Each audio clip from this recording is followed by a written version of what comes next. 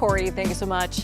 Well, February's Black History Month, and it'll be the first one without Pastor Happy Watkins. A dedicated advocate for Spokane's Black community, Watkins was most famous for performing the Martin Luther King Jr. I Have a Dream speech every year here in the Lilac City. KREM 2's Regan Gallo sat down with the Watkins family to learn how they're leading his legacy as they transition on without him.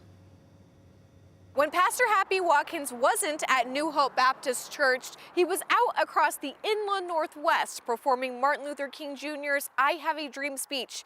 Now, with his passing last fall, one of his grandsons has taken on the responsibility to continue Happy's impact in Spokane. Ephraim Watkins, a junior at Whitworth University, spent the past 3 years by his grandfather's side, watching, listening, and learning as Pastor Watkins inspired crowds. I loved being there with him and going to different schools with my grandfather and seeing him do the I Have a Dream speech. Now, Ephraim is taking it upon himself to continue his grandfather's tradition. In January, during the week of Martin Luther King Jr. Day, Ephraim spent time visiting schools and performing the I Have a Dream speech, just as his grandfather did. And it was different without him being there, or without his presence being, or his physical presence being there, I should say. But it's something that I know that I have to carry on, and I'm glad to carry on, especially with what he's done for the Spokane community and everything that he was able to give to me. Ephraim has his own love for the community and a passion for change. When he's not at church or on campus,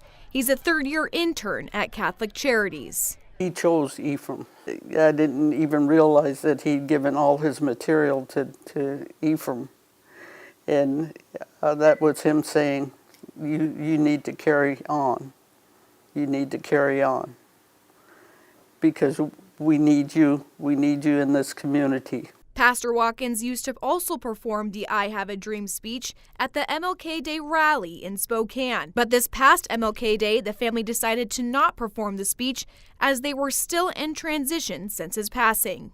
The family says they anticipate Ephraim may do his own rendition next year. Really excited to see what it looks like in the future and how it goes. I think it's going to be overwhelming to the community to see my son's interpretation of what his grandfather did for so many years. Now, the family looks forward to continuing Happy's work and advocacy for the Black community. When we look at Black History Month, I think my grandfather is one of the biggest civil rights or just activists of this Spokane community. The Watkins family tells me this is still definitely a transition year without Happy here, but they are all looking forward to filling in Happy's shoes wherever they can.